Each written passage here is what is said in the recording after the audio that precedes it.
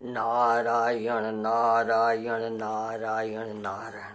बोलो श्री सद्गुरुदेव भगवान की जय। देखो नारायण, हम आपस में भागवत के एकादश स्कंद पे महापुरुषों के प्रवचन सत्संगों पे विचार कर रहे हैं। हाँ, तो कल अपने संक्षेप में विचार किया था हाँ कि ऋषभदेव साक्षात भगवान के अंश अवतार थे। उनके 100 पुत्र हुए थे। हाँ, तो 100 में से 81 पुत्र तो कर्म कांड के द्विज ब्राह्मण का कार्य करने लगे और 9 लड़के 9 द्वीप के राजा बने और 9 लड़के अवधूत बन गए। आहा, संत बन गए कल्याण के लिए। और एक लड़का जो था राजा भरत हुआ, वो गया तो भजन करने के लिए, लेकिन नारायण भजन करने लगे। देखो, भरत ने पहले राजभोग सब भोगा। हाँ नारायण, फिर भोग के छोड़ दिया, बोले देख लिया। हाँ, पृथ्वी का भोग किया, फिर उसके बाद त्याग दिया। देखो नारायण, बिना भोगे किए त्याग करना आसान है, पर भोग प्राप्त करने फिर छोड़ देना बड़ा कठिन है नारायण, बड़ा कठिन है। तो भरत ने सब कुछ भोग करके भी देख लिया, इसमें कुछ सा नहीं, लात मार दिया, हट, और घर से निकल पड़े। हाँ, तपस्या द्वारा भगवान की उपासना की। हाँ, भगवान की उपासना भी तो लोगों नारायण भिन्न भिन्न प्रकार से करते हैं। ज्ञान से उपासना करते हैं नारायण, उसमें कोई कष्ट नहीं। कोई भाव से भक्ति से उपासना करते हैं, उसमें भी नारायण कोई कष्ट नहीं। और कोई नाना प्रकार के भोग बनाकर ठाकुर को लगाते हैं, जैसे आजकल सहज में अपने ये स्वामीनारायण वाले आई भोग कई लोग भी करते हैं, भोग लगा करके ठाकुर की पूजा करते हैं, उसमें भी कोई कष्ट नहीं।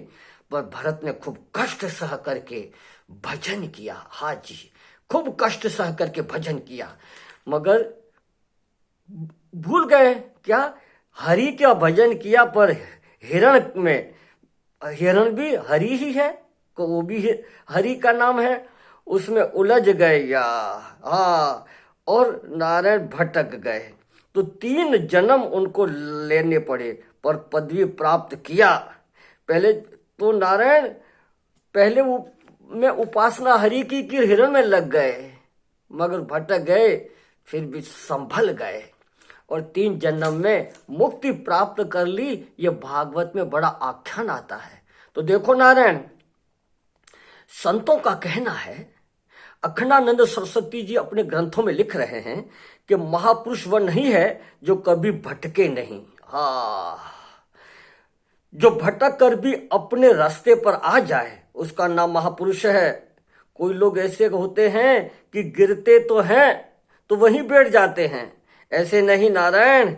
जो चाहे जितनी बार विघ्न आवे, चाहे जितनी बार गिरना पड़े, चाहे जितनी बाधा आवे, पुनः जब होश आवे, ताकत आए, तो उसी रास्ते पर आगे बढ़े, पीछे की ओर न चले, इसी का नाम महापुरुष है। देखो नारायण, तो कब अपन आपस में चर्चा करते हुए कहते हैं ना कि गिरना तो पाप है, पर गिरकर न उठना महापाप है। मैंने आपस में चर्चा करते हुए कहा ही है कि बाबा से पूछा हमने, बचकाना था। आज ये बात सज्जनों में आपसे करीबन 1987 के 88 के आसपास की बात कह रहा हूं। 1987-88, आज से 32-33 साल पहले की बात कह रहा हूं।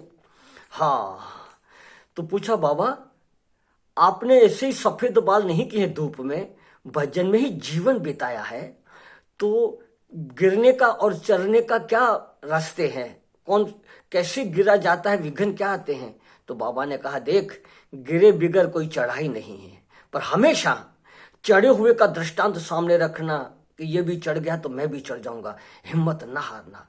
जैसे कहते हैं ना, रामायण में आपस में अपने कई बार कह चुके हैं कि कोटि जन्म लगी रगड़ हमारी, वरऊ तो शंभु न तो रहूं कुंवारी। लग गए। बाबा ने भी कहा, मैंने पूछा बाबा से, देखो नारायण सच कह रहा हूं, घाट वाले बाबा से पूछा देखो यह चित्र हम आप लोग देख रहे हैं न, कई लोग तो इसके से परिचित है और कोई लोग परिचित नहीं है। ये सिंध देश के पूज्य लीलाशाह बापू का चित्र है। बड़े विरक्त और निष्ठावान और लोक हितैषी महापुरुष थे। खैर हमारे घाट वाले बाबा तो एक ही जगह रहते थे, कहीं जाते आते नहीं थे। प्रारब्ध सबका अलग अलग होता है।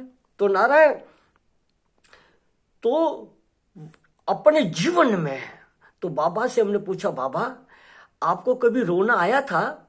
बाबा ने कहा कि हमने कभी आंखों से आंसू नहीं बहाया, रोया नहीं। तो मैंने पूछा, माना ये भगत मैंने शरीर ने पूछा, बाबा कभी भाव में, भाई भाव में आकर रो जावे? तो बाबा बोले नहीं, भाव हम कब कुछ नहीं जानते। कष्ट तो बड़े बड़े आए, अभी शरीर छूटा कि अभी शरीर छूटा, कई दिनों तक भोजन नहीं मिलता था, अभी शरीर छूटा।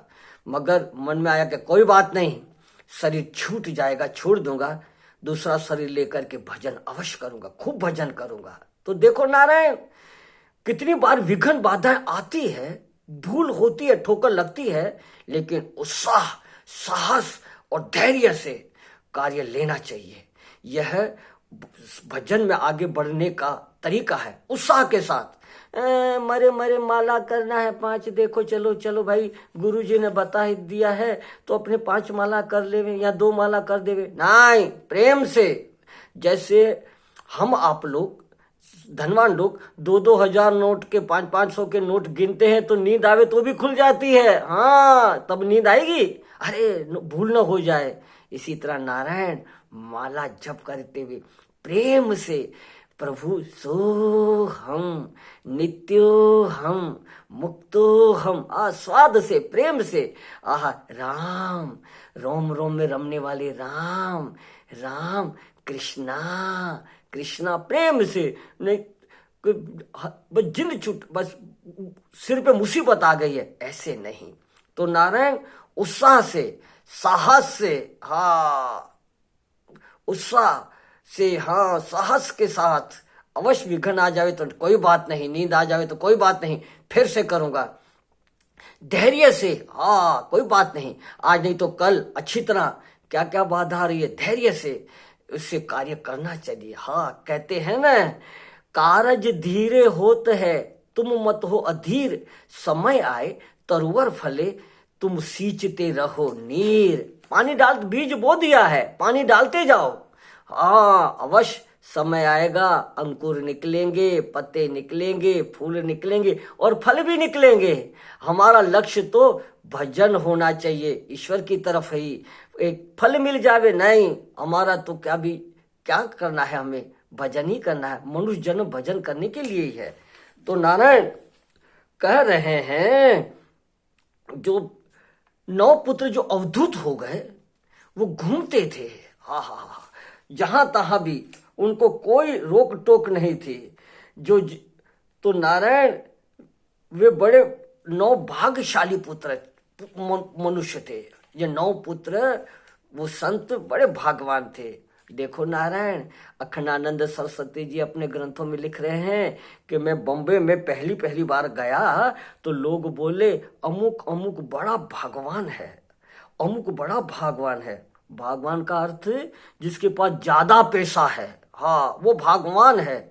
ठीक है, गृहस्थियों में, गृहस्थ आश्रम में नारायण दरिद्रता ही बड़ा पाप है और दुख है। धन है अच्छा है, पर कितना है? वो साधु के पास धन है ना महाराज। हमारे मंडलेश्वर जी महाराज जी कहते हैं कि गृहस्थी के पास 2 कौड़ी नहीं तो 2 कौड़ी का, 2 कौड़ी नहीं माना कुछ नहीं तो 2 कौड़ी का, और साधु के पास 2 कौड़ी है तो 2 कौड़ी का। अर्थात गृहस्थी के पास पैसा नहीं है तो उसकी कोई इज्जत नहीं, और साधु के पास पैसा है तो नारायण इज्जत नहीं। क्यों? बाबा घाट वाले ने एक बार ये कहा था और भाग्यवश हमें याद रह गया, हाँ कि लिख लिया था, माया मंदिर स्त्री और जगत व्यवहार ये साधु को तब मिले जब कोपे करतार। माया में धन मिले, मंदिर आश्रम मिले, चेलियां चेला मिले, और जगत व्यवहार कहीं मंडलेश्वरी की गद्दी आदि मिले, ये साधु को कब मिले? जब भगवान उस पर नाराज होते हैं ना कि इसको दे दो, इसमें रमा रहे, मेरे को हमारे तरफ ना आवे। तो सावधान। तो नारायण, हम आप लोगों का लक्ष्य ईश्वर भजन होना चाहिए। हाँ, इसलिए सत्संग और एकांत सेवन। बाबा से पूछा कि बाबा, कई बार मैंने बताया है कि सत्संग और एकांत तुम न छोड़ना तो बच पाएगा, नहीं तो नहीं बच पाएगा। तो सत्संग में नारायण, जैसे आईने में अपनी गंदगी, चेहरे की गंदगी दिखती है, इसी तरह सत्संग रूपी आईने में हमारे अंतःकरण के दोष दिखते हैं।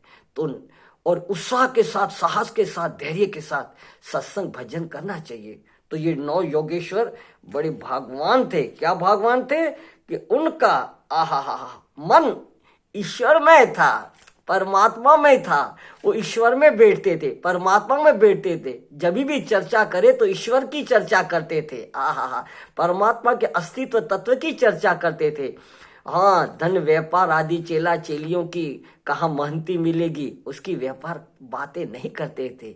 इसके लिए वे भागवान थे, भागवान थे। तो नारायण